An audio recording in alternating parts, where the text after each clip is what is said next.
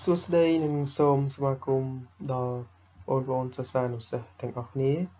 មកកាន់កម្មវិធីសិក្សាតាមប្រព័ន្ធអនឡាញរបស់សាលារៀនអន្តរជាតិ American Bridge ដោយសារតែពួកយើងបានអាក់ខានក្នុងការសិក្សានៅសាលាដោយសារតែមានមេរោគរាតត្បាតគឺ COVID-19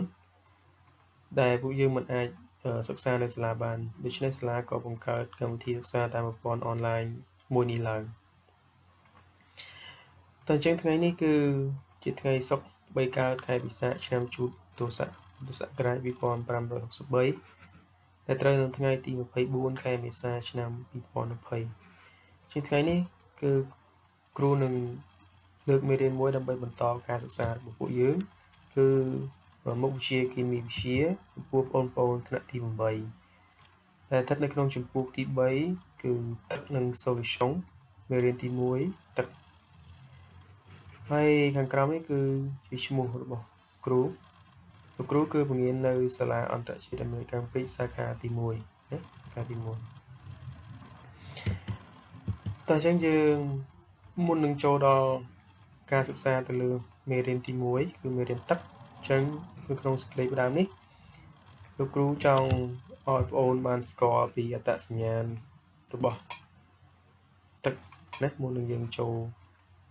ចាប់ផ្ដើមទៅដល់ចំណុចនៃមេរៀនតើអញ្ចឹងសេចក្តីផ្ដើមគឺទឹកណានេះក៏ដូចជាការរំលឹកមួយដែរទៅលើមេរៀនមុនណាទឹកអញ្ចឹងទឹកមានរូបមន្តគឺ H2O តែទឹកគឺផ្សំឡើងដោយអាតូមពីរប្រភេទគឺ H ណាសំដៅគឺ H នេះគឺយើងហៅថាជាអ៊ីដ្រូសែនដែលមាន2អាតូមហើយនឹង O នេះគឺអុកស៊ីសែនដែលមាន1អាតូមនេះណាចឹងនៅពេលដែលអ៊ីដ្រូសែន2អាតូមផ្សំជាមួយនឹងអុកស៊ីសែន1អាតូមគឺបង្កើតបានជារូបមន្តគីមីមួយគឺ H2O ដែលហៅថាជារូបមន្តរបស់ទឹកបន្តមកទៀតគឺ mass molecule ចឹងបងប្អូនបានសិក្សាហើយទាក់ទងជាមួយនឹងការគណនា mass molecule ចឹងដើម្បីគណនា mass molecule តើបងប្អូនទាំងអស់គ្នាដឹងហើយតើយើងត្រូវធ្វើម៉េចដើម្បីគណនា mass molecule គឺយើងត្រូវយក mass អាតូមបូកបញ្ចូលគ្នាចឹងយើងមើលកន្លែងនេះ M អក្សរ M នេះគឺតាំងដោយ mass molecule H2O នេះគឺទឹកចឹងកន្លែងនេះគឺ mass molecule របស់ទឹកគឺស្មើនឹង1គុណនឹង2បូកនឹង16ចឹង1នេះគឺជាអីណា1នេះគឺជាអីចឹង1នេះគឺជា mass អាតូមរបស់អ៊ីដ្រូសែនប៉ុន្តែដោយសារតែអ៊ីដ្រូសែនមានសន្ទុះ2អញ្ចឹងអ៊ីដ្រូសែននេះគឺមាន2អាតូមអញ្ចឹងអ៊ីដ្រូសែន2អាតូមអញ្ចឹងយើងត្រូវអីគេយើងត្រូវយក mass អាតូមរបស់វាគុណនឹង2ហើយ O នេះគឺ mass អាតូមរបស់វាគឺ16អញ្ចឹងនៅពេលដែលយើងគុណហើយយកទៅបូកនឹង16ទៅរបស់បើជាដែលជា mass អាតូមរបស់អុកស៊ីសែននេះ16នេះចឹងបូកទៅគឺស្មើ10ស្មើ18ចឹងដូចនេះ mass molecule របស់ទឹកគឺ18តទៀតចឹងទឹកណាទឹក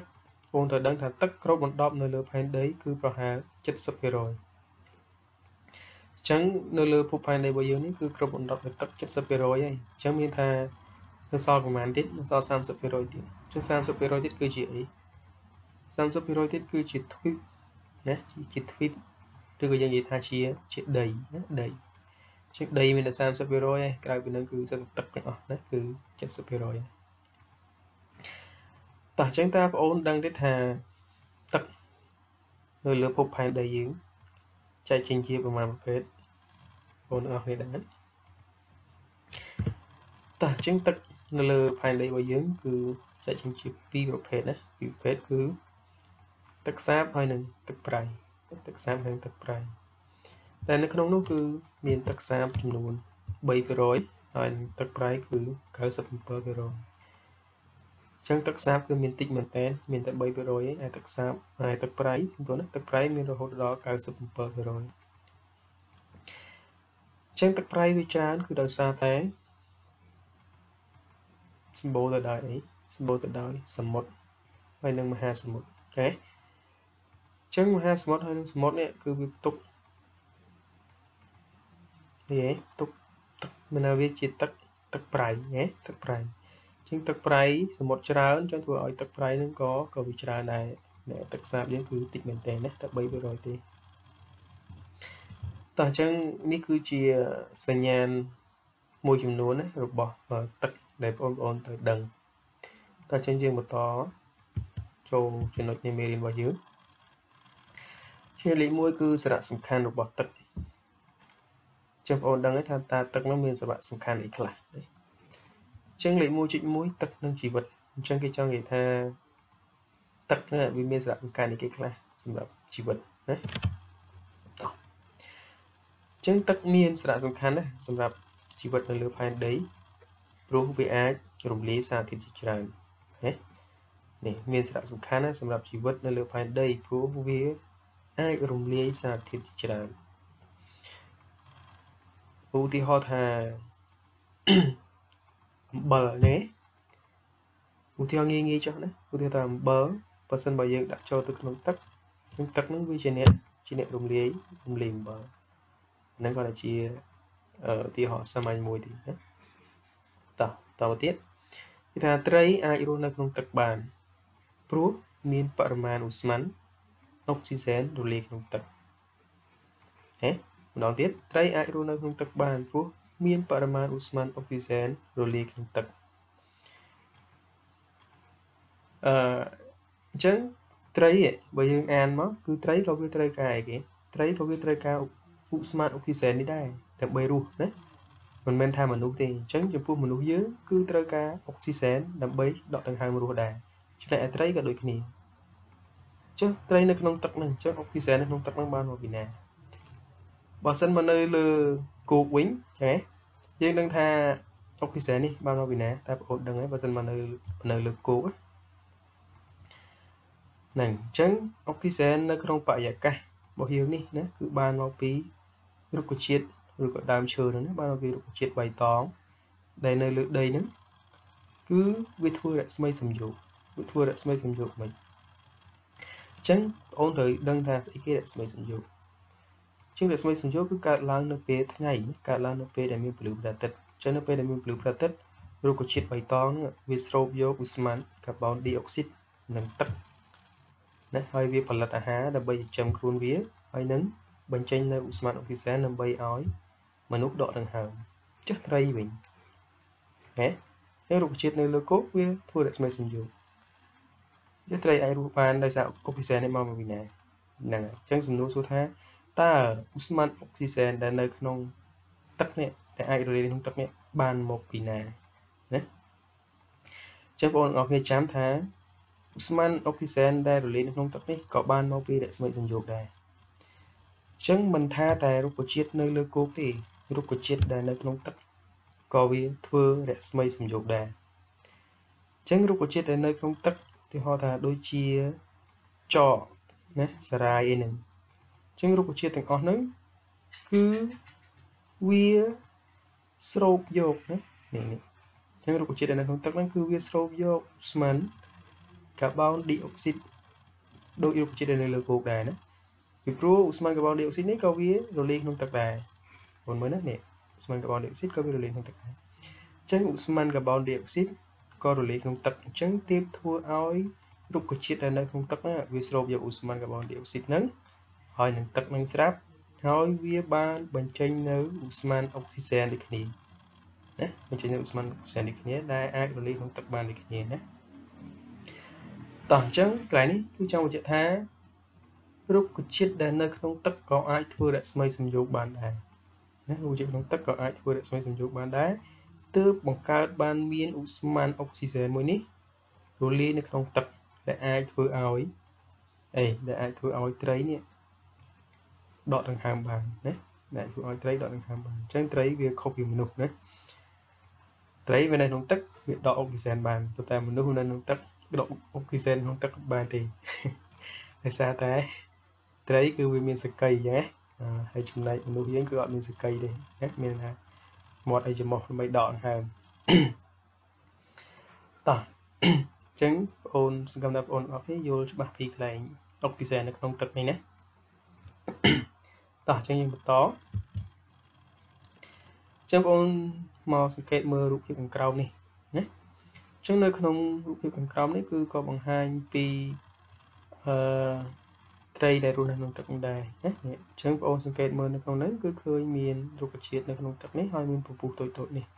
អញ្ចឹងពពុះតូចៗនេះគេចង់បង្ហាញថាជាឧស្ម័នអុកស៊ីហ្សែនណាអុកស៊ីហ្សែនដែលរលាយក្នុងទឹកហ្នឹងដែលអាចធ្វើឲ្យត្រីនេះរស់ណាត្រីនេះអាចដកដង្ហើមបានឥឡូវបងប្អូនអាចយកទៅពិសោធន៍ខ្លួនឯងបានកន្លែងហ្នឹងណាបងប្អូនអាចមានកៅថ្មថ្លាបងប្អូនឯងដាក់ស្រាយចូលទៅក្នុងកែវថ្មហ្នឹងហើយបងប្អូនឯងចាក់ទឹកឲ្យលិចស្រាយហ្នឹងហើយបងប្អូនយកទៅដាក់5ថ្ងៃណាយកទៅដាក់5ថ្ងៃបងប្អូននឹងសង្កេតឃើញមានពពុះតូចនេះតូចក្នុងរូបនេះចឹងណាតូចភាយឡើងអញ្ចឹងហើយស្មានតូចដែលភាយឡើងហ្នឹងហើយគឺជាស្មានអុកស៊ីហ្សែនអញ្ចឹងបងប្អូននៅពេលដែលអូប៊ីសោតបងប្អូននឹងឃើញសារ៉ាយហ្នឹងមានពពុះតូចហ្នឹងចេញមកពីសារ៉ាយហ្នឹងឯងអញ្ចឹងអាពពុះតូចចេញពីសារ៉ាយហ្នឹងគឺជាឧស្ម័នអុកស៊ីហ្សែនណាអញ្ចឹងចូលបងប្អូនទាំងអស់គ្នាអាចទៅសាកល្បងណាអាចទៅសាកល្បងធ្វើខ្លួនឯងបានណាបើចង់ពិសោធន៍តោះអញ្ចឹងយើងបន្តមេរៀនទៀតចំណុចលេខ 1.2 ទឹកនិងជីវិតមនុស្សជាគេថាទឹកជាសារធាតុរំលាយសំខាន់បំផុតក្នុងលំនាំជីវសាស្ត្រអញ្ចឹងទឹកជាសារធាតុរំលាយសំខាន់បំផុតក្នុងលំនាំជីវសាស្ត្រមានថាទឹកជាសារធាតុរំលាយក្នុងលំនាំជីវសាស្ត្រមានថាទឹកគឺវាសំខាន់ណាស់ក្នុងលំនាំជីវសាស្ត្រអញ្ចឹងបងប្អូនត្រូវដឹងថាពាក្យថាអីគេទៅជីវសាស្ត្រមានន័យថាជីវវិទ្យាសាស្ត្រដែលសិក្សាផ្នែកជីវិតណាគឺជីវវិទ្យាសាស្ត្រ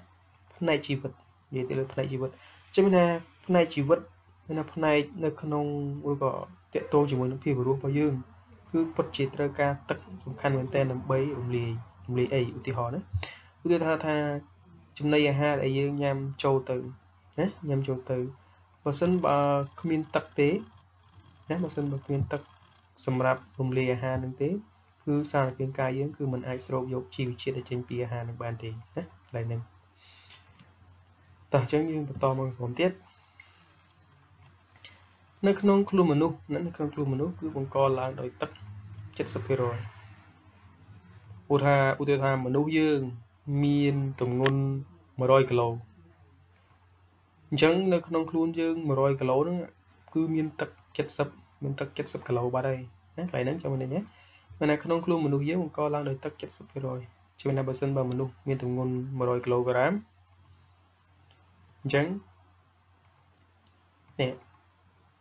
មានទឹកនៅក្នុងហ្នឹងគឺ70 គីឡូបាត់ហើយណាតទៅទៀតនៅក្នុងឈាមមានទឹកប្រហែល 90% ឧទាហរណ៍ថាឈាមនៅក្នុងខ្លួនមនុស្សយើងណាក្នុងខ្លួនមនុស្សយើងមានឈាមប្រហែលជាឧទាហរណ៍ថា5លីត្រអញ្ចឹងបើឈាមនៅក្នុងខ្លួនយើង5លីត្រអញ្ចឹងមានទឹកនៅក្នុងឈាម 90% បាត់ហើយអញ្ចឹងទឹកមានម៉ានប្រហែលជាមានទឹក 4.5 លីត្របាត់ហើយណាឈាមតែមកកន្លះលីត្រហើយណានេះអញ្ចឹង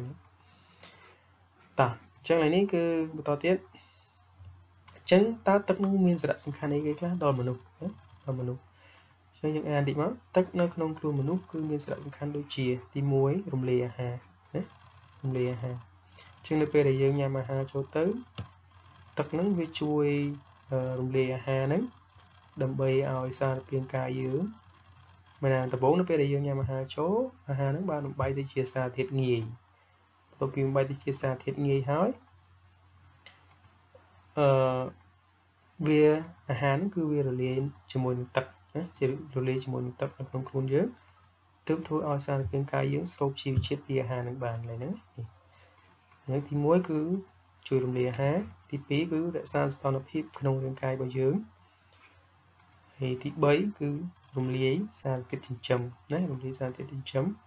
ហើយតកតងជាមួយនឹងទឹកនៅក្នុងឈាមហ្នឹងវាជួយរំលាយសារធាតុចិញ្ចឹមទៀតវាជួយដឹកនាំ ជួយដឹកនាំសារធាតុចិញ្ចឹមទៅគ្រប់ផ្នែកនៃសារពាង្គកាយតទៅទៀតគឺដឹកនាំកាកសំណល់ដូចជាគេខ្លះកាកសំណល់នឹងមានដូចជាខ្លះអ៊ុយរ៉េណាអ៊ុយរ៉េហ្នឹងគឺជាបើយើងនិយាយចំគឺលាមករបស់យើងហ្នឹងហើយនឹងកាបូនឌីអុកស៊ីតចេញមកក្រៅហ្នឹងហើយកាបូនឌីអុកស៊ីតហ្នឹងគឺវាចេញតាមទៅផ្លូវតែមួយលាមកនឹងដែរទេណាឬក៏មួយទៀតកាបូនឌីអុកស៊ីតហ្នឹងវាអាចជាដង្ហើមចេញរបស់យើងដែរណាកន្លែងហ្នឹងតោះអញ្ចឹងតាមការបញ្យល់របស់គ្រូកាលពីដើមមកដល់ចំណុចទី 1.2 ខ្ញុំសង្ឃឹមថាពួកយើងបានយល់បានច្រើននៅកន្លែងនេះណា